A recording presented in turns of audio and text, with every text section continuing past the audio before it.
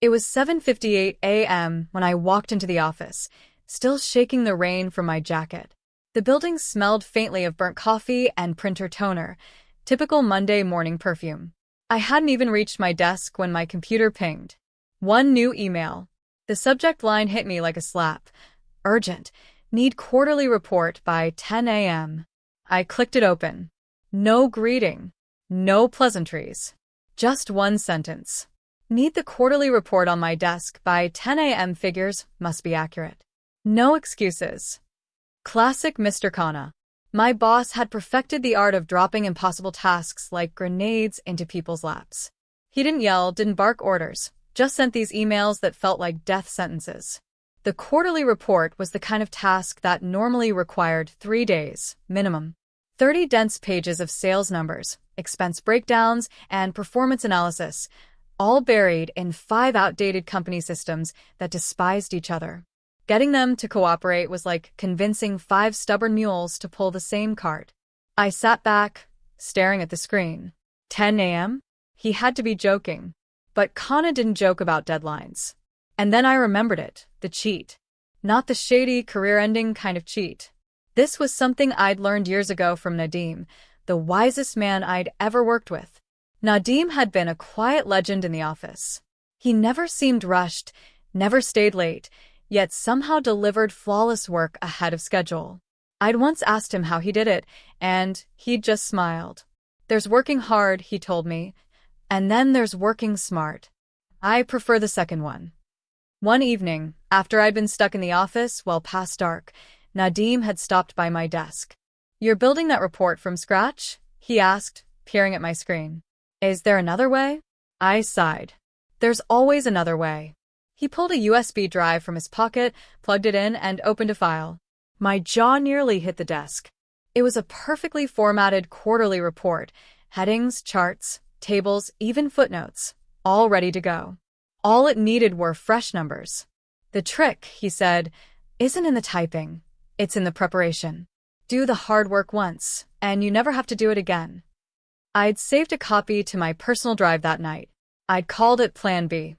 And now it was about to save my life. I opened the template, my pulse slowing a little. The bones were already there. All I had to do was fetch the data. The sales system wheezed as it processed my request. The expense tracker locked me out once for suspicious activity. The performance database took so long to load that I could have brewed a second pot of coffee. I kept one eye on the clock. By 9:20, I had everything I needed. I fed the numbers into the template. Instantly, graphs populated, totals balanced, and projections calculated.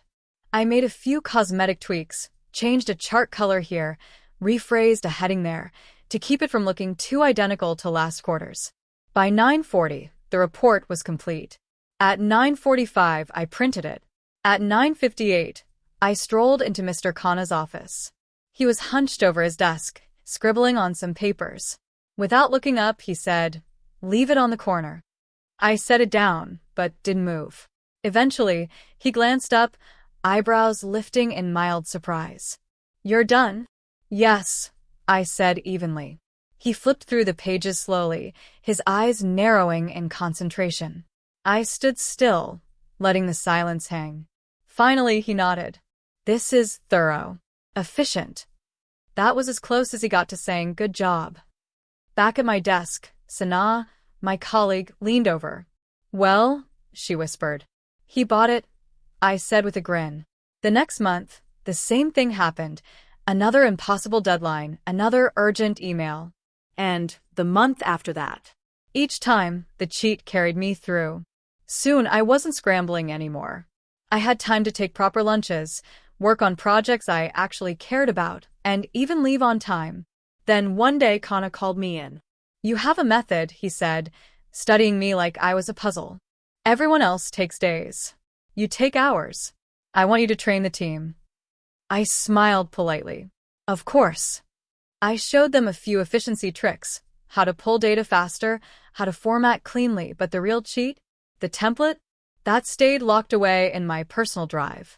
Because here's the thing, in the corporate world, it's not always the hardest worker who wins. Sometimes, it's the one who knows the right shortcut, and uses it so well, nobody can tell it's there. If you want, I can now make this longer and even more tense, adding scenes where the boss nearly discovers the cheat, giving the story more drama before the win at the end. That would make it feel like a mini-movie. The rain had stopped by the time I reached my desk, but the sky outside still hung heavy and gray, pressing against the office windows. I shook out my umbrella, dropped my bag, and pressed the power button on my computer. The hum of startup was almost comforting until my inbox lit up with that dreaded sound. One unread email. The subject line screamed in bold caps, "Urgent. Need quarterly report by 10 a.m." My stomach dropped. I opened it. Need the quarterly report on my desk by 10 a.m. Figures must be accurate. No excuses. That was it. No please. No thanks. No explanation. Just an order. Mr. Khanna was famous for this. He didn't assign work, he detonated it. The quarterly report wasn't a simple request, it was a monster. 30 pages of data, charts, and analysis, all buried in different, outdated systems that hated each other. 3 days was barely enough time to do it properly. 2 hours? Impossible. Unless the cheat. I hadn't thought about it in months, but it came to me instantly, like an old song you suddenly remember the lyrics to. Nadim's voice was clear in my head. There's always another way, he had told me years ago. Back then, I was still new, hungry to prove myself, willing to stay past midnight if it meant getting noticed. One evening, I was drowning in a quarterly report when Nadim, a quiet veteran of the company, strolled past. "You're building that from scratch?" he asked, leaning over my desk. "I don't have a choice," I said without looking up. "You always have a choice." He plugged in a USB stick, opened a file, and there it was, a flawless quarterly report template, complete with sections, headings, graphs, and placeholders. It was like someone had gift-wrapped 3 days of work for me. "All you do," he explained, "is feed it the numbers, make a few tweaks, and you're done. The trick isn't in the work. It's in making the work look like it took forever." I'd saved my own copy that night, named it Plan B. And now, sitting at my desk under the weight of Khanna's email, I knew this was the moment it was made for. I opened the file and got to work. The hardest part was pulling the numbers from the labyrinth of databases. The sales system stalled 3 times before finally spitting out data. The expense tracker flagged me for unusual activity when I tried to download too much at once. The performance system froze entirely, forcing me to log out and back in. "Everything okay over there?" Sana called from her desk, hearing my frustrated sighs. "Just arguing with some dinosaurs," I muttered. By 9:20, I had everything I needed. I fed the numbers into the template. Instantly, the graphs came alive, totals balanced and projections calculated. I made small, deliberate changes, new colors for the charts, a shuffled order of sections, a rewritten summary paragraph. It had to feel handcrafted. At 9:45, it was finished. At 9:50, printed and placed in a crisp folder. I looked at it for a moment before heading to Khanna's office. It didn't just look like I'd done the work, it looked like I'd owned it.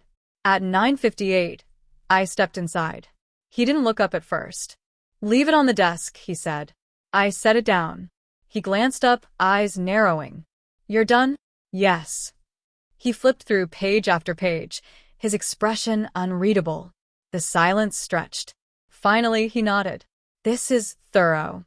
Efficient." That was as close to praise as Khanna ever got. Back at my desk, Sana raised an eyebrow. "Well, he bought it," I said, settling into my chair. The next month, same thing. Another impossible deadline. Same cheat. Then again the month after. Soon, I wasn't rushing anymore. I was ahead, calm, collected, even able to take lunch without guilt. Then came the day I almost got caught. It was the 3rd month in a row, and Khanna called me into his office. "You're faster than anyone else," he said. "I want to see how you do it."